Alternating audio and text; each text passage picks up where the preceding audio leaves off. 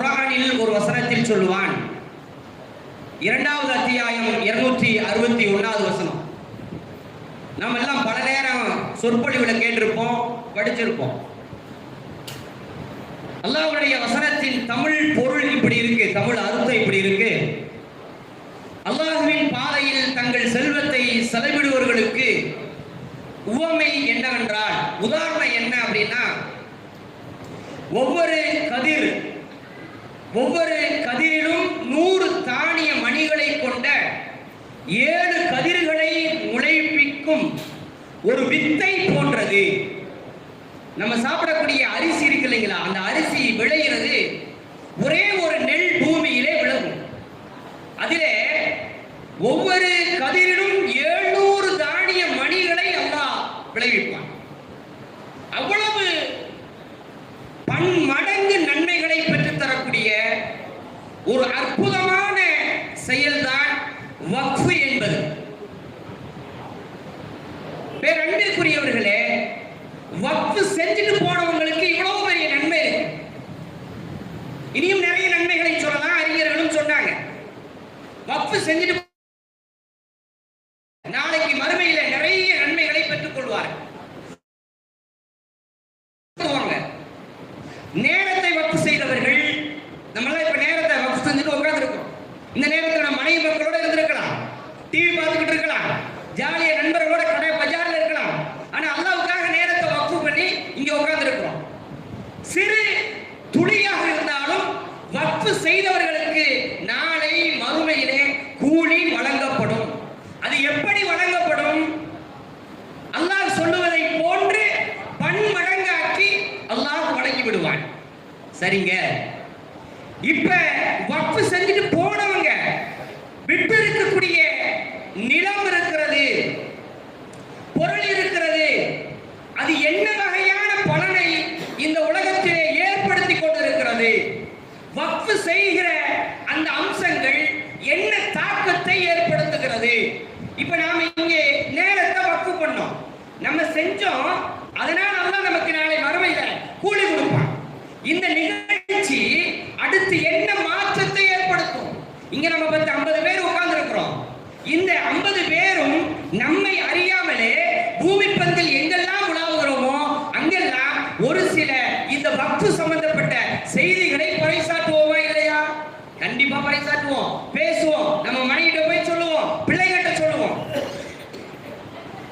நமக்கு நன்மை கிடைக்கிறது. நாம சொல்வதன் வழியாக, செய்வதன் வழியாக ஏற்படுகிற தாக்கம் இருக்கிறது அல்லவா, அதை நாம் கணக்கிலிடவே முடியாது. வக்ஃப் அப்படிப்பட்ட ஒரு தொடர் சங்கிலிக்குரியது. இன்னைக்கு ஒரு தனவந்தர் ஒரு பொருளை தானம் செய்கிறார் என்றால் அவர் எண்ணுகிற எண்ணத்தை விட பல மடங்கு இந்த உலகத்திலே அல்லாஹ் மாற்றங்களை தருவான். அதுக்கு சில உதாரணம் பாருங்க. உலகத்திலே முதலாக பல்கலைக்கழகத்தை தோன்றியவர்கள், உலகத்திலே முதலாக எல்லாத்தையும் கொண்டு வந்தது இஸ்லாமிய பெருமக்கள் தான். அதுல எந்த மாற்று கருத்தும் கிடையாது. ஏதோ நான் சபைக்காக பிரமிப்பா சொல்ல நினைக்காதீங்க. முதல்ல பேனாவை கண்டுபிடிச்சது, முதல்ல பேப்பரை கண்டுபிடிச்சது, முதல்ல மருத்துவமனையுடைய கட்டமைப்பை கொண்டு வந்தது, ரோடு வசதியை கொண்டு வந்தது இந்தியாவுக்கு ஆங்கிலேயர்கள் கொண்டு வந்திருக்காங்க. நாம புரிஞ்சிருக்கிறோம்.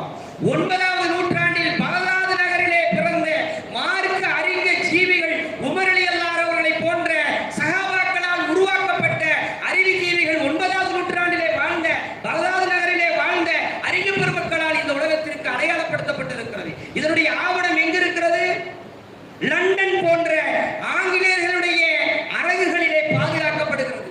ஜவஹர்லால் நேரு தன்னுடைய மகளுக்கு சொல்லுகிறார், கடிதத்தின் வழியாக சொல்லுகிறார், ஆங்கிலேயர்களுடைய ஐரோப்பியா கண்டத்தினுடைய அறிவு வெளிச்சத்தை நான் பாலைவனத்திலே பார்க்கிறேன் என்று. பாலைவனத்தில் நான் பார்க்கிறேன். என்ன பொருள்? இன்னைக்கு ஆங்கிலேயர்கள் இவ்வளவு பெரிய கண்டுபிடிப்பை கொண்டு வந்திருக்காங்கன்னு சொன்னா அந்த கண்டுபிடிப்புக்கான காரணம் எங்க இருக்கிறது என்று சொன்னால் 9வது நூற்றாண்டிலே வாழ்ந்த பகதாத் நகரிலே வாழ்ந்த நம் இறைநேசர்கள், அவுலியாக்கள், கண்ணியவான்கள், மார்க்க அறிஞர்கள், அவர்கள் போட்ட வித்து, அதற்கான எவிடன்ஸ், ஆதாரம் உலகத்திலே இன்று வரை இருக்கிறது. தமிழில் கூட இவர்கள் இல்லை என்றால் என்கின்ற ஒரு நூல் வெளிவந்திருக்கிறது. வாய்ப்பு இருந்தால் வாங்கி படித்து பாருங்கள். இப்படிப்பட்ட இந்த புரட்சி மாற்றம் எப்படி உருவாகும் என்றால் வக்ஃபின் வழியாகத்தான் உருவாகும். ஒரு உதாரணம், 8ஆம் நூற்றாண்டிலே வாழ்ந்த, அதாவது 1800ஆம் ஆண்டு ஃபாத்திமா அல் பிஹ்ரி என்கின்ற ஒரு அம்மையார் பிறக்கிறாங்க. ஃபாத்திமா அல் பிஹ்ரின்னு சொல்லி அந்த அம்மையார் 8ஆம் நூற்றாண்டுல துனிசியாவில் பிறக்கிறார். 8ஆம் நூற்றாண்டுல துனிசியாவில் பிறக்கிறாங்க. 8ஆம் நூற்றாண்டில் துனிசியாவிலே பிறந்த அல் ஃபாத்திமா பிஹ்ரி இருக்காங்களே, அவங்க அத்தா பெரிய கோடீஸ்வரர். தனக்கு சீதனமா கொடுக்கறாங்க.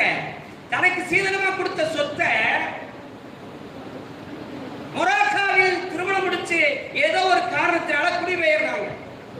அங்க போன பின்னாடி தன்னுடைய சொத்தை பல்கலைக்கழகம் கட்டுவதற்கு வக்ஃப் அல்லாஹ்வுடைய பாதையில அர்ப்பணிக்கிறாங்க. அன்னைக்கே எனக்கு வரலாற்றுல படிக்கும் போது ஆச்சரியமா இருக்கு. அன்னைக்கே 2000 பேர் தொழுகிற பள்ளிவாசலை கட்டாங்க. எப்ப? 800ஆம் ஆண்டு. 800ஆம் ஆண்டு 2000 பேர் தொழுகிற அளவிற்கான கட்டமைப்பிலான பள்ளிவாசல், மாணவர்கள் படிக்கிற அரங்குகள், மாணவர்களுக்கான கலை அரங்கம், இந்த மாதிரி மீட்டிங் ஹால் எல்லாம் போட்டு பக்காவான ஸ்ட்ரக்சரா கட்டி இருக்கிறாங்க. அந்த பல்கலைக்கழகம் இன்று வரை இயங்கிக் கொண்டிருக்கிறது. எவ்வளவு நாள் ஆச்சுங்க?